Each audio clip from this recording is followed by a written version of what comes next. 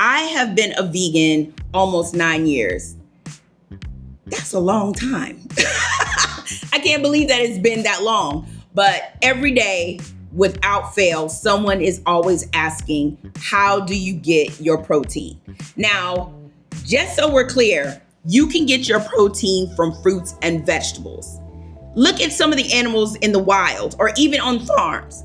Cows do not eat meat, but they still get their protein from plants. Gorillas do not eat meat. They still get their proteins from plants. So we're going to talk about my favorite proteins and what I think that you should keep on deck, whether you're vegan or you're not vegan, because they're budget friendly and they're easy to make quick meals. And if you don't know me, and this is the first time you've been at my channel, I'm Angela Yvonne. I am the host of VeganPopEats, where we are changing the perception of veganism through conversation, cuisine, and conscious living, because I know that it's dope over here on the green side, and I believe you can still have luxury and all the things you want without causing suffering to yourself, the planet, or animals. So we're gonna get started, and I'm going to do a little bit of meal prepping so you can see what I typically eat, and also so you can see what the proteins are.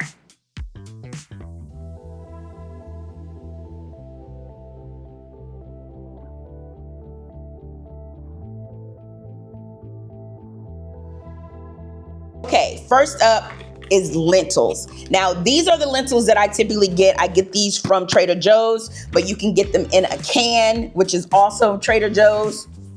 Gotta turn it around. Also Trader Joe's, and you can also buy them dry, and this is the most budget-friendly way. Now with lentils, you can put them in soups, you can make burgers out of it, and these, for 1 cup, is 18 grams of protein. And that's a lot of protein. And lentils are so multifaceted. You can also make tofu from these if you're not a fan of soy. Tofu is so misunderstood. And I remember when I couldn't even stand tofu. And the reason why you probably don't like tofu is because you just don't know how to make it. And once I realized how versatile it was, where, you know, if you freeze it, it comes on to a different texture. If you boil it, it becomes onto a different texture. I started to fall in love with it. Now, I froze this tofu, so it's going to have a different texture, but the tofu comes in different types of textures. There's firm, there's extra firm, there's silken, and each one has a different texture, and they can be used for different recipes. This one that I got is extra firm because it's easy to cut, and it also holds the flavor really, really well. I haven't experimented with silken tofu yet, but I've seen a lot of recipes where they put the silken tofu in, like if I was going to make mac and cheese, and it gives it extra protein. So we're going to toss this up. I'm gonna show you how quick and easy it is. We're gonna toss it in the air fryer, and then once it's complete, I'll show you what it looks like, and I promise you, you're gonna be a fan of it. And what I like about it is that it holds really well in the refrigerator, and it also tastes good straight out the package. You can add like soy sauce, sesame oil, or things of that nature. I tried it for the first time just straight out of the package in a poke bowl, and I was hooked. Everything that you eat is all about the seasonings. As soon as you understand that, I think you'll have an open mind, or more of an open mind, when you're deciding to come on over to the green side. So I'm going to drain this because it comes in a package, and it has water in it in order to keep it moist and things of that nature. And I normally make up 2 packets of it, but since I got this air fryer, I really want to try it. I've been seeing a lot of different recipes, and you know, once I have it on deck, when I come home, I could toss it in a salad. I could just eat it like it is. And my favorite is avocado and rice and fried tofu. Chef's kiss.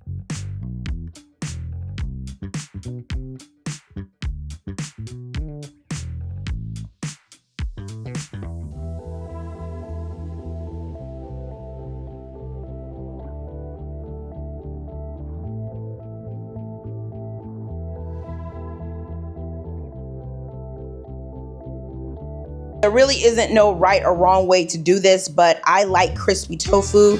So what makes it crispy is when you add cornstarch, and I also like to add chickpea flour. So the first thing that I always do is I put a little bit of oil on it. This is avocado oil. You can decide how much you want, but it won't be oily when you finish frying. I put a little bit of garlic seasoning in it. I always put coconut aminos, always.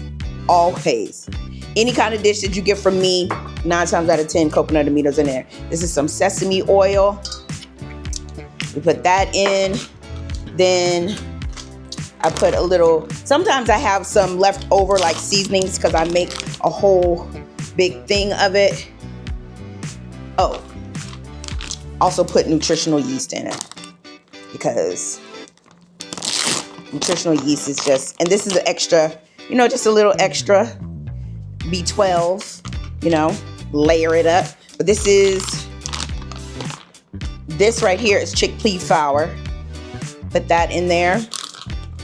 And I also put cornstarch in it, or you could put tapioca starch in it, whatever starch that you like, because it just puts a coating on it and it just makes it just so much like crunchy. Let me get a spoon. Okay. And then you just make sure that all of it is coated. I'm trying to be cute. So you make sure that it's all coated.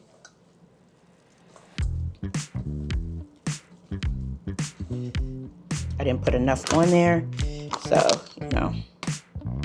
put a little bit in here. A little bit on here. You just make sure that it's all coated, because whenever you put it in the air fryer, I think you put it in for like 400, under the 400 degrees. I think that's how much you put it in. This is the first time I am geeked about having an air fryer. I am just geeked about it because I don't even know. I have been seeing different ones. I got me a glass one and it wasn't even that expensive. But anyway, so I'm coating this. Okay, got that.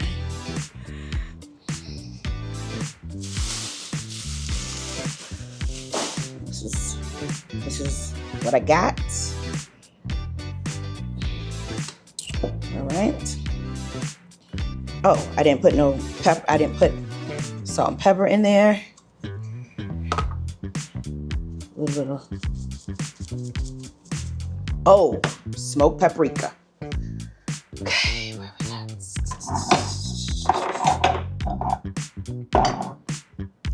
Yeah, I'm alright. I wanna get right. And you can put whatever seasoning you want in here, to be honest. But, you want it to be bussin'. You want it to be bussin'. So, toss that in, make sure that it coats all of it.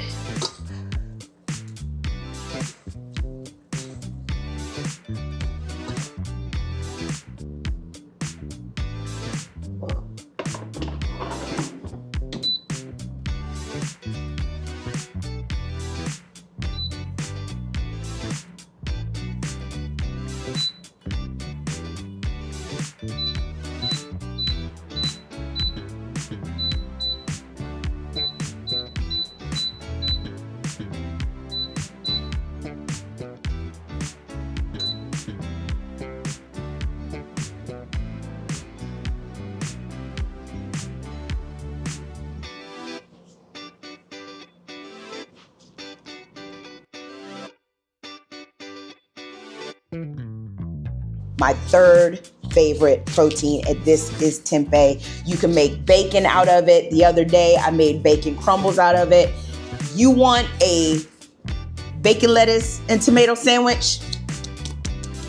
Tempeh right here will change your life. This is a fermented soybean product, and it is 17 grams per 3 ounce. So what is that? So 17 times 3 is 1, 3 times 1, 3, 51 grams of protein right here. right here. And it is so versatile. When I tell you, you'll fall in love with this. If you're not a fan of texture as far as tofu, tempeh is your girl, and it crisps up so good. I made the other day some buffalo chickpea salad, and I marinated the tempeh, put it in the air fryer for like 10-15 minutes. Bacon bits, extra protein. Tempeh is going to be your friend. I cannot say enough. This is my all-time favorite source of protein, chickpeas. This one can by itself is 21 grams of protein. And when I say that this bean right here, garbanzo beans, will surprise you if you have an open mind. I make tuna fish out of this. Yesterday I made buffalo chickpea salad. They're good in curries. They're good as sandwiches. They're good in salads. They're good. It's just a long list of ways that you can use chickpeas as a protein source, and you'll never get tired. You will never get tired. Every day, it amazes me how plants are medicinal and also good for you. And there's just so many ways that you can incorporate whole foods in your day-to-day that I just don't understand what's so hard about it. It's fiber, gives you iron, zinc, magnesium. It gives you all your essentials. Yeah, I never think about where I get my protein at, because I know that on a day-to-day basis, I'm eating. I might not, well, let me tell you the truth. I probably don't eat as much protein as I should. Like some days I don't want to cook. And when I don't want to cook, I always use I put protein powders in my chia seed puddings. I put protein powders in my shakes. And I always choose a protein powder that is as minimal ingredients. I used to make my own, where I would just get the protein and then add cacao to it, but I've found some pretty good protein powders that I use on a day-to-day basis if I'm not gonna sit and eat, because sometimes I be on the go. But I'm working really, really hard to incorporate more protein in my diet, meaning I need to eat more during the day, and especially with me working out, and I need protein in order to, lose the weight. So these sources right here, if you just have an open mind about them, I'm telling you, they will change your life. Two I want to talk about is hemp seeds and pumpkin seeds. Now, both of these are powerhouses together. They give you your omega-3s, your iron, your zinc, your magnesium. But these are, I like to call them my hidden assassins, because you can just, when I was a kid, I used to just salt these up, put a little bit of seasoning on it, and I used to just pop them for days. Hemp, what I really love about this, you can put them in your smoothies. You can put them over your salads. They're toppers for my chia seed pudding. On my chia seed pudding, this right here, along with some mango, a drizzle of agave, I got my protein. It keeps me full. Yes, pumpkin seeds. Matter of fact, this just brings back so many memories, because we used to eat these sunflower seeds. Fast forward, when I need a quick snack, popping them like Tic Tacs. Now, what are some of your favorite protein sources? Make sure you comment below. Make sure you like this, and I will see you in the next video. Bye.